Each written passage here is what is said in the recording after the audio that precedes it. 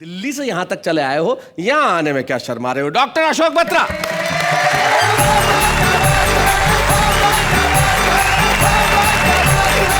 आया तो तुम कुछ और सोच करके कुछ सुनाऊंगा, पर आपने ये मुकाबला इतना रोमांचक कर दिया है पति पत्नी मियाँ और बीवी का, मेरा दिल कर रहा है कुछ छंद यहाँ से सुनाऊं, कुछ यहाँ से सुनाऊं, क्या बात है? और कुछ बीच में से सुनाऊं। जी, सत्य हमेशा बीच में रहता है। जी, अशोक बत्रा जी ने कहा, उस बात का अर्थ ये है कि सत्य सदैव निष्पक्ष रहता है। तो आइए हम एक निष्पक्ष क्या सत्य बात है। धन्यवाद।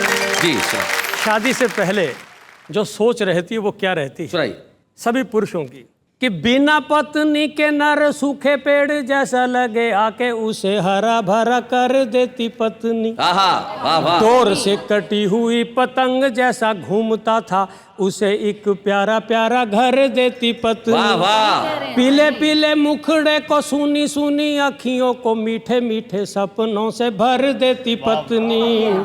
दुनिया से घाव खा के छिला छिला आता है जो सारी पीड़ा वेदना को हर लेती पत्नी। सारी पीड़ा वेदना को हर लेती पत्नी। लेकिन मित्रों बढ़िया तो कह रहे हैं, होता यह है कि जब यही गले का हार हमारे पैर की जंजीर बन जाता है तो गुस्सा आता है, तो फिर पत्नी के जितने भी पर्यायवाची शब्द हैं सब गाली बन जाते हैं। जी, देखना, पत्नी को भार्या कहते हैं, पत्नी को दारा कहते हैं, पत्नी को अर्धांगिनी कहते हैं, पत्नी को वधू कहते हैं, पत्नी को बेगम कहते हैं। जब गुस्सा चढ़ता है तो किस तरह से शब्दों के अर्थ बदलते हैं। जी सुना। कि आदमी के ग्रह जब भारी होते भार्या लाता, भार से उसे बनाती भरता है पत्नी।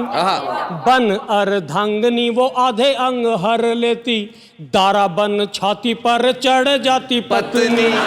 नाम को ही देख ले रे वधू में है वध तेरा, नाम को ही देख ले रे वधू में है वध तेरा, पतन का ही तो दूजा नाम है रे पत्नी।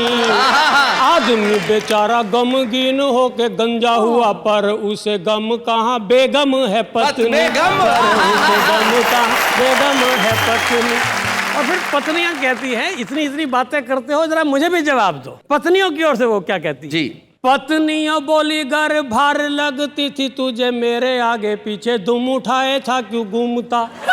शादी से पहले ना तो जीता था ना मरता था, जहाँ रखती थी पाँव वहाँ था जा चूमता। मेरे पीछे पड़ते थे जितने पतित लोग, उनमें तू महापतितों की भांति झूमता। तेरे जैसे पतित को पति है बनाया मैंने, पत राखी तेरी ना तो मारा मारा घूमता, पत राखी तेरी ना तो मारा मारा घूमता। बहुत अच्छे। पत्नियां कहती इतने नाम हमारे गिन दिए, अर्धांगिनी की क्या क्या पर्स निकाले, एक बार मैं भी बताऊं। दरअसल बात है, जब प्यार होता तो प्रेमी से होता है, प्रिया से होता उसको जानू कहा जाता है, पर जैसी शादी हो जाती है शौहर हो जाता है। शौहर होते ही सारी गड़बड़ हो जाती है। तो शौहर की एक व्याख्या पत्नियां भी करती हैं, सचमुच तो शौहर हो गया, प्रेमी नहीं रहा। क्या बात है? कि शादी से पहले मुझे सुंदरी कहा करो थे, कहते थे सज मेरी सजनी ओ सजना। शादी करते ही तेरे बच्चों को जना ओ पाला, रूप इसी भांति मेरा ढल गया सजना। अब चाहे ढोल सी हूँ गोल सी मटोल हूँ मैं, करता है जो भी वो ही भरता है सजना। शादी करते ही मेरी सारी शो को हर लिया, सचमुच तू ही मेरा शोहर है सजना, सचमुच तू ही मेरा शोहर है सजना। और 60-70 साल की उम्र में क्या होती है कहानी, वो भी एक छंद सुना। तो मेरे जीवन का पहला कवित्व था शैलेश जी। आदरणीय ओम प्रकाश आदित्य मेरे नगर में आए थे, उनकी स्मृति में उनका परिचय कराने के लिए छंद लिखा, तो पहला कवित्व सुना रहा हूँ। कि 70 का हूँ मैं या 75 का सच का हूँ, आ रहा हूँ आजकल पत्नी के काम में। पहले भी मैं बालूशाही ला के था खिलाता उसे, अब ला रहा हूँ केले चीकू और आम में। बेचारी बुढ़िया खा नहीं सकती।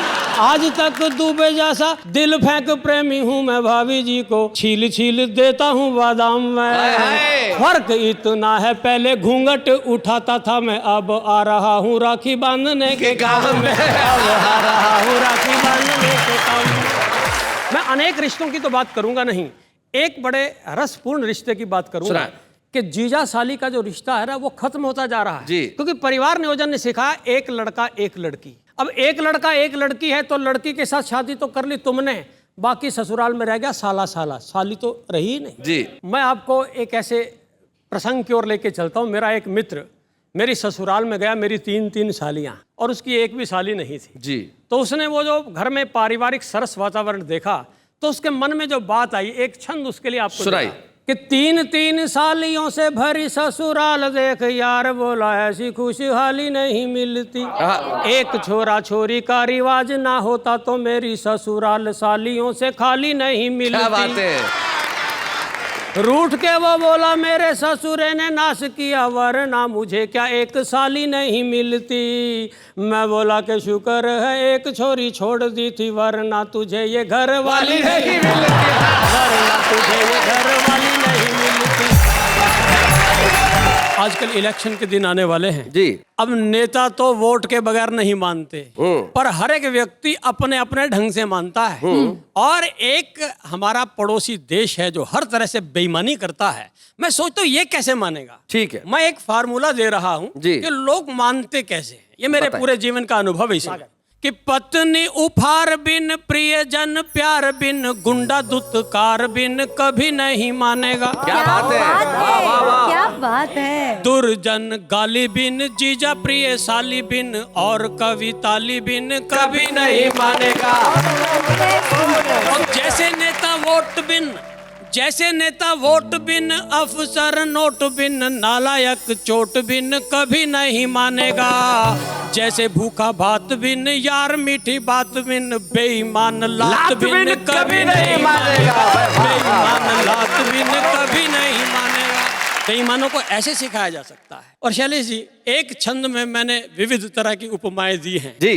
जीवन की जो स्थिति है, जब आप खुश होते हैं जी तो खुशी अलग अलग ढंग से होती है। बच्चे और ढंग से खुश होते हैं, बड़े और ढंग से खुश होते हैं, नेता और ढंग से खुश होते हैं। जरा देखिए आप, कहिए कि आपको पहली बार वीजा मिले बाहर जाने का, कैसे आप उड़ते हैं।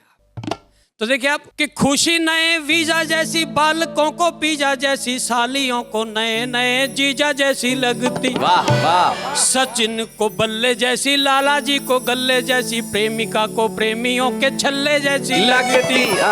सास को जमाई जैसी, दूध में मलाई जैसी, आपको वो ऊपरी कमाई जैसी लगती। क्या बात है। नंगे को दुशाले जैसी, भूखे को निवाले जैसी, नेता को करोड़ों के घोटाले जैसी लगती। नेता को करोड़ों के घोटाले जैसी लगती। और पांडे जी, हाँ जी, मैं कॉलेज में पढ़ाता हूँ। ये विद्यार्थी जब क्लास फेलो आते हैं, भगवान इनको 2-2 आंखें देता है। हाँ। पर कभी कभी ये 2 की आंखें 4 कर बैठते हैं। जी हाँ। जी जी। फिर मुझे अपने स्टाइल में इनकी 4 आंखें छुड़वा के वापस 2 करानी पड़ती है। अच्छा। तो देखिए आप, मतलब आप नजर का चश्मा उतरवा देते हैं। अब चश्मे की भूमिका बता रहा हूं जी। कि क्लास की जो गोरी पर लट्टू हुआ गट्टू, गट्टू। और क्लास की जो गोरी पर लट्टू हुआ गट्टू, सोचा ये है उसकी राधा, वो भी श्यामा बन जाएगा। गुरुजी ने बोला प्यारे इश्क विश्क छोड़ दे तू, आदमी से वरना पजामा बन जाएगा। तो पढ़ा लिखा नहीं, घर नौकरी लगी नहीं, तो तेरे संग मेरे जैसा ड्रामा बन जाएगा। जिन चुन्नू मुन्नुओं का पापा बनना था तुझे, देख लेना उनका तू मामा बन जाएगा। देख लेना उनका तू मामा बन जाएगा। और शैलेश जी, कॉलेज में पढ़ाता हूँ और जब परीक्षाएं आती है ना, उसका दृश्य देखकर सच कहता हूँ मेरी कविता बहुत कुछ कहने का मन करता है। कहिए। अंग्रेजी का इम्तिहान और सुपरिंटेंडेंट के पास आया एक पहलवान। पहलवान और सारा नकल का मसाला, मिर्च मसाला लेकर बोला गुरुजी कहो तो कर लूं। क्या नकल कर लूं? नकल कर लूं। सुपरिंटेंडेंट बोला रहा तू मुझे मरवाएगा।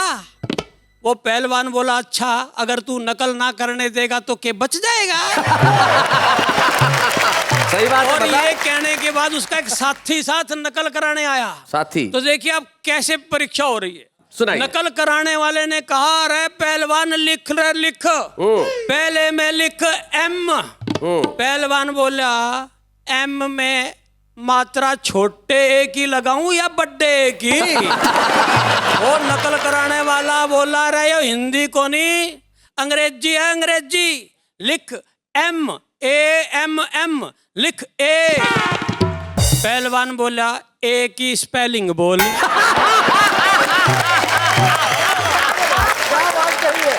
वो बोला नकल कराने कराने वाला, तुझे ए भी ना लिखना आता? बोला आता, तो फिर तुझे क्यों बुलाता? वो नकल कराने वाला बोला यूं कर, 2 डंडे खड़े करके उनके सिर भिड़ा दे और उनके भीतर एक डंडा फंसा दे। बन जाएगा ये। वो आगे बोला अच्छा आगे लिख एम।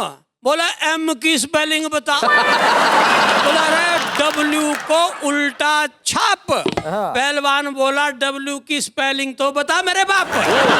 वो फिर माथे पे हाथ मार के बोला तू फिर से 2 डंडे खड़े करके उनके सिर भिड़ा दे और ऐसे ऐसे 2 चिपका दे। वो पहलवान बोला ये अंग्रेजी है या पुलिस का थाना? मैं बोला ये है देसा में देश हरियाणा। और दोस्तों अगले दिन था हिंदी और संस्कृत का इम्तिहान। मोलड़ के चेहरे पे मुस्कान नहीं मुस्कान। बोला आज तक मैं पेपर में लठ गाड़ आया हूँ और फुल मार्क्स लेने का जुगाड़ करके आया हूँ। अच्छा। पेपर में आ गया लिखो मुंह में पानी आना। मतलब मैंने लिख दिया कि मैंने टूटी में मुंह लाया और मेरे मुंह में पानी आ गया। आ गया लिखो श्रीमती में मात्रा छोटे ई की लगेगी या बड़े ई की? मैंने लिख दिया ये तो श्रीमती के साइज पे डिपेंड करता है। आगे लिखा ये बताओ पजामा स्त्रीलिंग है या पुल्लिंग? बोला अगर उस बाप पहन ले तो पुल्लिंग और माँ पहन ले तो स्त्रीलिंग। फिर पूछा ये बता पजामा एक वचन है कि बहुवचन? बोला ऊपर थे एक वचन नीचे थे बहुवचन। इस तरह से करके लोटम पोट और पेपर में रख के 500 का नोट मोलड़ चला गया यूनिवर्सिटी और फिट कराया गोट। क्या बात है। यही पहलवान आजकल हमारे गांव में एक स्कूल चला रहा है। क्या बात है। 24 घंटे दंड पेलता है और देश की नई पीढ़ी बना रहा है। वाह वाह वाह। और मेरा छोटा भाई जो फर्स्ट क्लास फर्स्ट आया था उसी स्कूल में ऑटो रिक्शा चला रहा है। इस तरह मेरे देश के फौजी भाइयों पूरा मुल्क सुख शांति की राह पर बढ़ा जा रहा है। कारगिल की चोटियों को तो तुम संभालना, तुम्हारे बालकों को ये पहलवान पढ़ा रहा है। तुम्हारे बालकों को पहलवान पढ़ा रहा है।